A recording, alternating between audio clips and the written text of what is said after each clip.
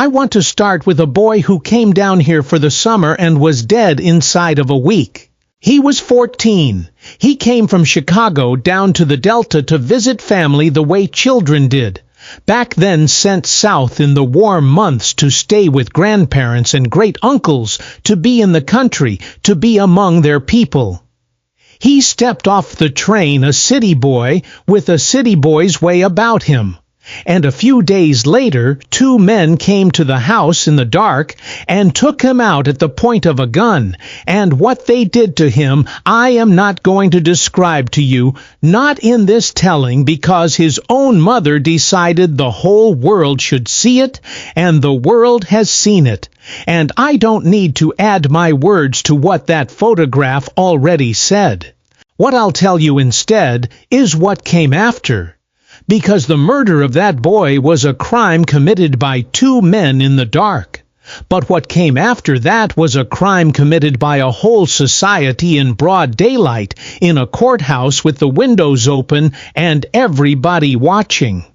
Those 2 men stood trial, and they were set free in about the time it takes to eat your lunch. And then a few months later, knowing the law could never touch them again, they sat down with a magazine writer and told him exactly how they did it, and took money for the telling.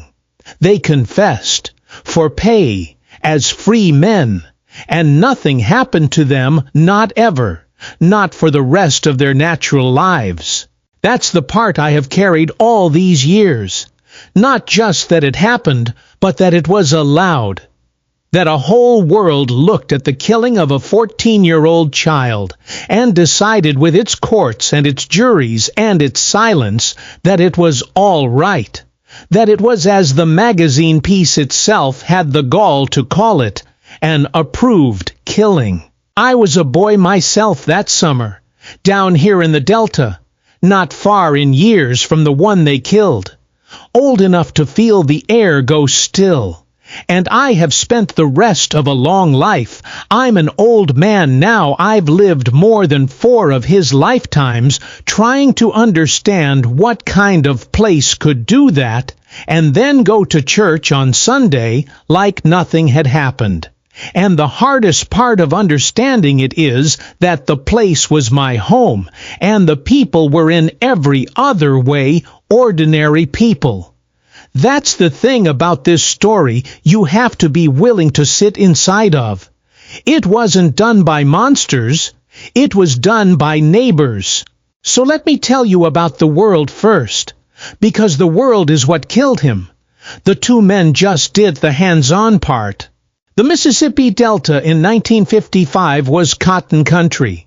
Flat and rich and black-soiled, some of the best farmland in America, and most of the people working it were black and poor, and most of the people who owned it were white and not poor.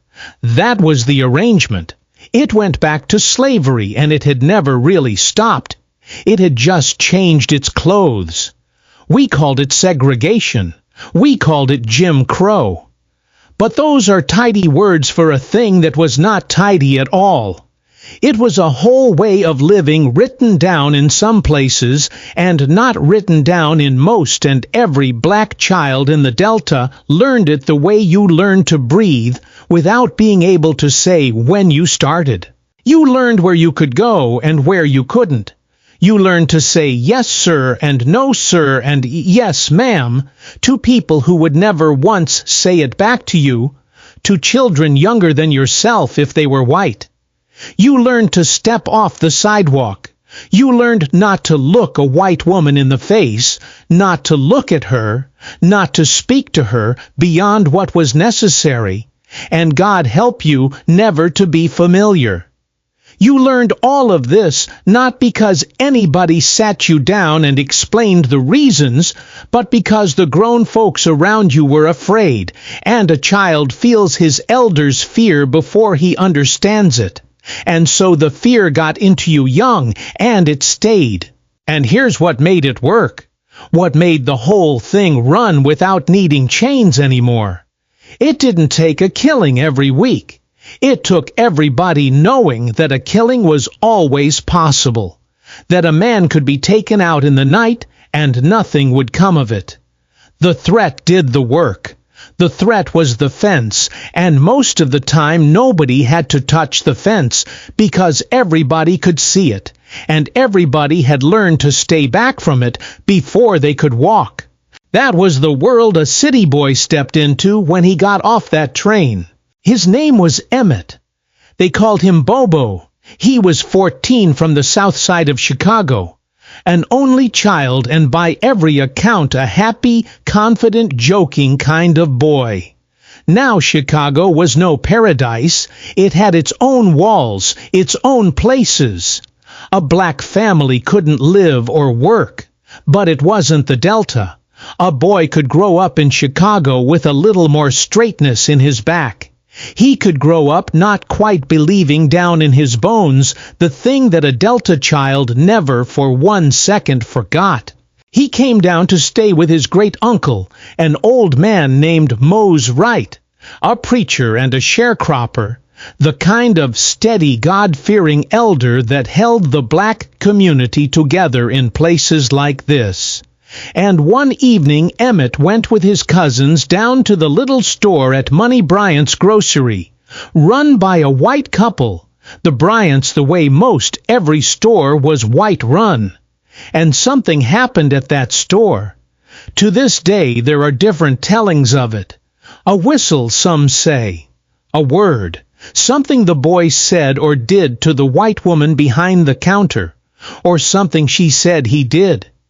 In a different world it would have been nothing, a brash teenager showing off for his cousins, a boy who didn't know the rules or didn't believe them. But this was not a different world. This was the Delta, and whatever it was, large or small, or nothing at all, it had landed on the one wire you could never touch. And I want you to understand the cousins knew.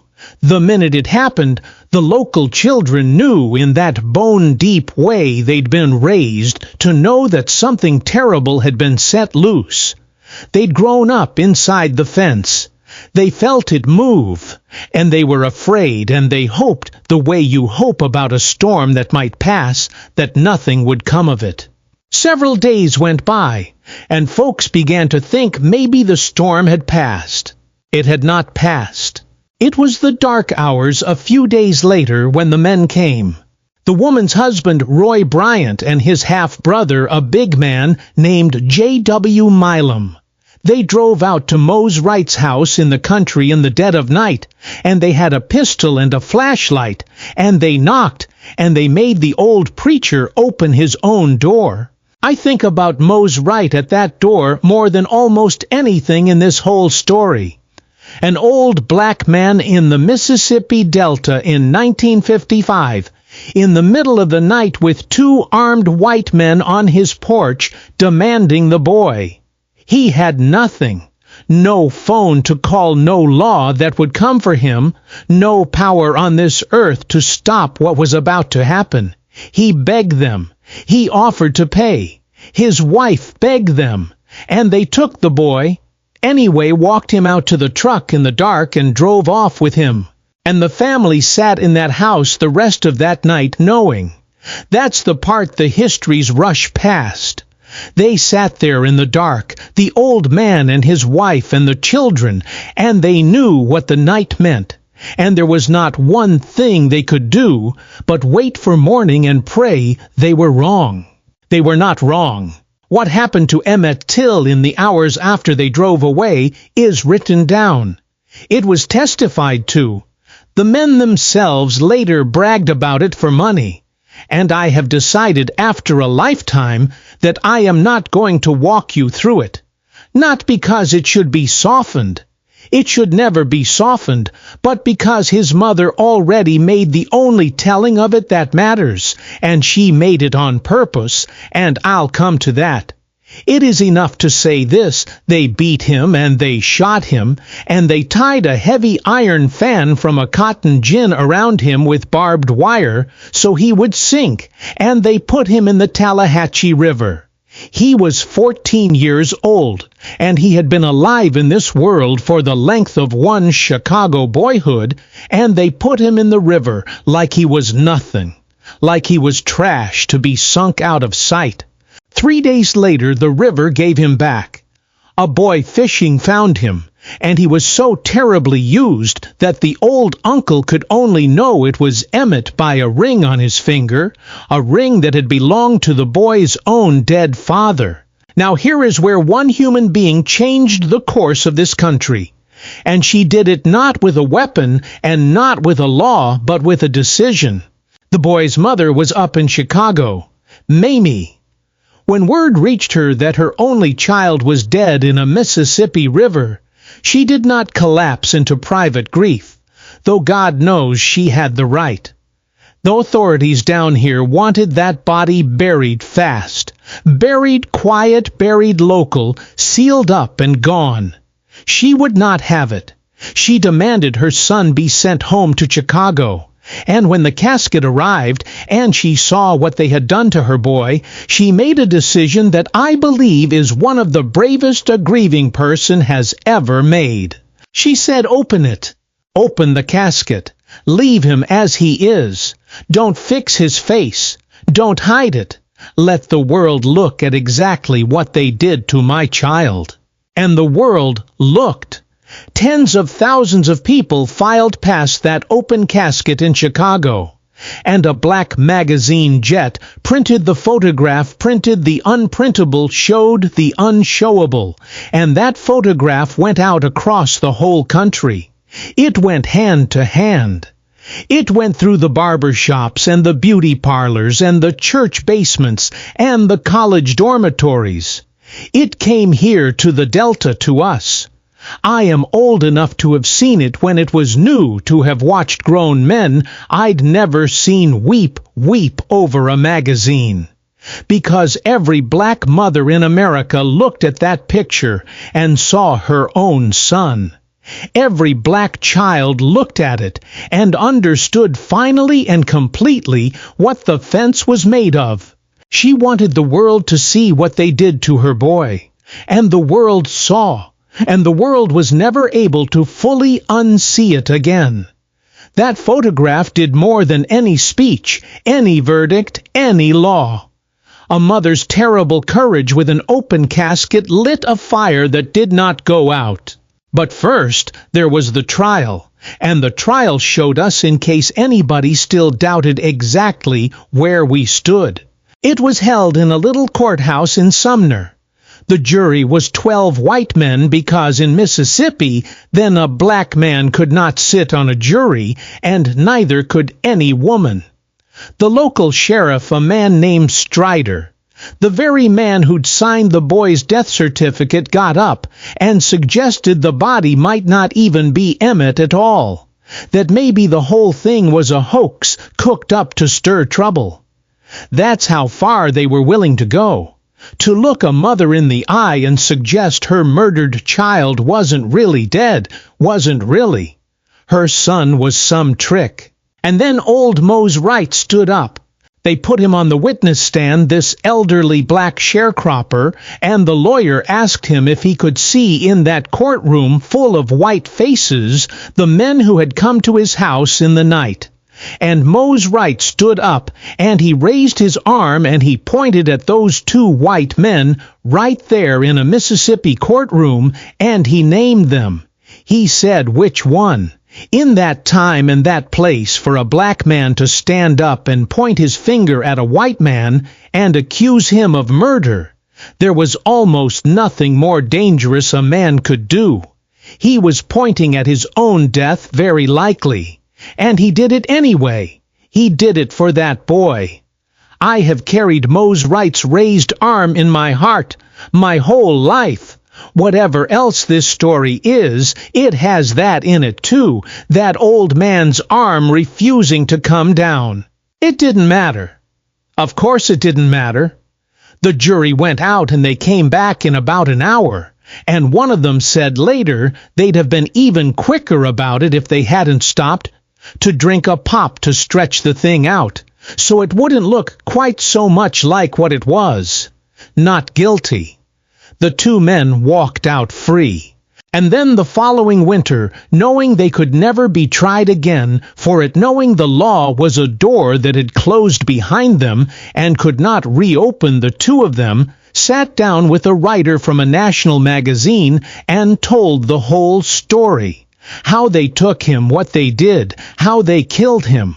They told it plain, and they took a fee for the telling, and the magazine printed it, and they went home. Free men who had publicly confessed to murdering a child, living out their lives, dying eventually of old age and illness in their own beds decades later, never spending a single night in a prison cell for what they did. That is the cover that this country threw over the killing of Emmett Till. Not a cover-up in the sense of hiding it. They didn't bother to hide it. They sold it. The cover was the law itself, and the jury, and the sheriff, and the silence of every decent person who knew and said nothing. The cover was a whole society agreeing to call a murder something else, and then to look away. So how did the community live with it?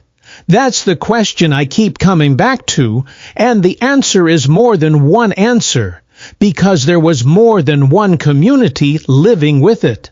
For Black America, the boy did not die into silence. His death became a kind of terrible seed.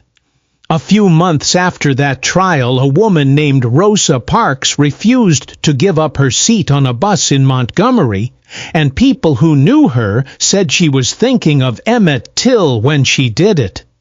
The movement that came, the marches, the boycotts, the long, bloody, patient war for civil rights, a whole generation of young black people came into it carrying that photograph in their minds, saying to themselves, "We are not going to die like that, and we are not going to let it keep happening." The boy's mother spent the rest of her life telling his story, turning her grief into purpose, until she died an old woman in 2003. Out of the very worst this country could do, people made something that bent the country slowly toward being better. That is real. I don't want to tell you only the dark part. But down here at home in the Delta, the living with it was a quieter and more shameful thing. For 50 years this place mostly just did not speak of it. The store at Money Bryant's grocery, where it all started, they let it stand and rot, the roof falling in the vines, taking it a ruin by the side of the road. Nobody wanted to fix it, and nobody quite wanted to tear it down. That ruin was the Delta's conscience. I think the thing it could neither repair nor be rid of. And I'll tell you the detail that says it best. The one that tells you the whole truth about how this place lived, with what it had done. Years later, long after, when the world began to remember Emmett Till again, they put up a memorial sign down by the river at the spot where his body was pulled out. A simple historical marker telling what happened there. And people shot it, riddled it with bullets. So they took it down and put up another one, and they shot that one too. And another. They kept shooting the sign that told the truth about the boy, kept trying to erase even the memory of him from the riverbank until finally, and I want you to really hear this, they had to build a sign made of bulletproof steel, hundreds of pounds of it, with bulletproof glass over the words, and put a camera on it to guard it. A bulletproof memorial. In America. So that the simple fact of a murdered child could not be shot away. If you ever want to understand how a community lives with a thing like this, there it is, the whole thing in one object. A truth so heavy that some of the people around it would rather keep firing into it forever than let it stand. And a few others, just enough others determined to make it stand anyway, even if they have to armor it against their own neighbors. And the reckoning, the official kind, the kind with the law in it, that reckoning has gone on for 70 years, and it has never quite been able to close. They reopened the case. more than once.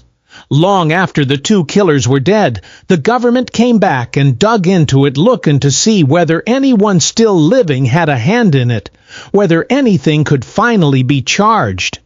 They even raised the question of the woman from the store, the one whose accusation had set the whole thing in motion. Decades on, a historian reported that she had admitted the most damning thing she'd said in that courtroom. The claim that the boy had grabbed at her and spoken filth to her had never been true. That part she was said to have admitted did not happen, and later she would dispute even that and write in her own account that she'd never wanted the boy harmed.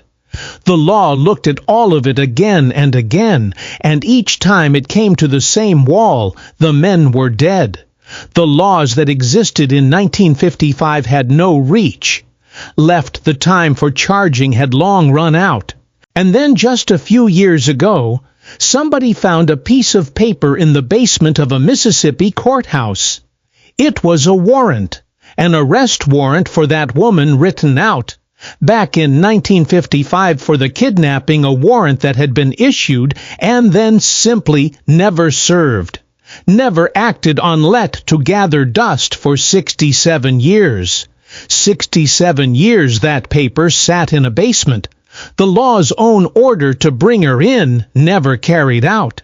And when it came to light, a grand jury looked at it all once more and declined still to charge her. She died not long after, an old woman in her own time, never having answered for any of it in a court of law. The boy's cousin, another of the children who'd been there that night at Mose Wright's house, who had grown into an old man himself, spending his whole life seeking justice for Emmett, said that he accepted the decision that the family accepted. There would be no charge. What else was there to do after 70 years but accept it?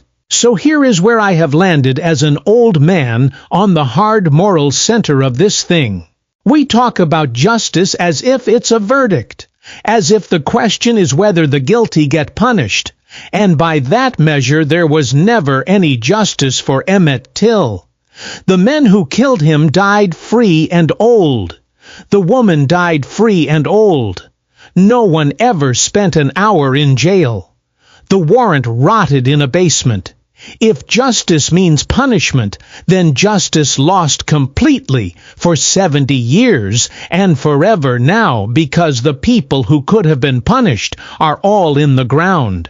But I don't think that's the whole of what justice is, and I think Emmett's mother understood that better than the courts ever did, because she reached for a different kind of justice when the legal kind was denied her.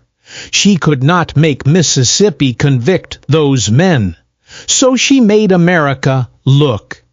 She opened that casket and she made a whole nation see the truth that its courts were busy denying, and that seeing changed the country in ways no single verdict ever could have. The boy got no justice in a courtroom, but he got something the killers never expected and could never undo. He got remembered. He became the face that a movement carried.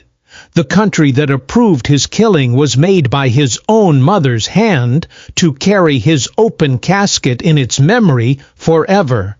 And they have had to build that memory out of bulletproof steel to keep it standing, because to this day there are those who would shoot it down, and the fact that it still stands armored, watched, refusing to fall, is its own kind of verdict, handed down not by 12 men in an hour, but by everyone ever since who has refused to look away. I'm older now than that boy would have been many times over.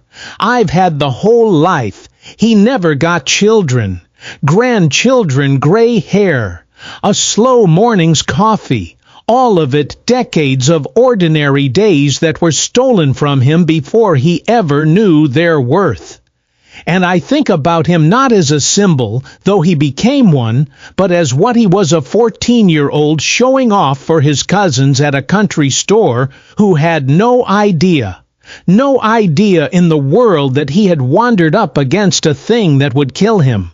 And when I drive past that river now, where they've finally got the sign that can't be shot away, I don't think about the men who did it. They're long gone, and they answered to whatever they answered to. I think about Mose Wright's arm raised in that courtroom refusing to come down. I think about a mother in Chicago saying, "Open it." I think about how the only justice that ever came in this whole long, terrible story came not from the law that was built to provide it, but from the courage of two people who had every reason to stay silent and would not.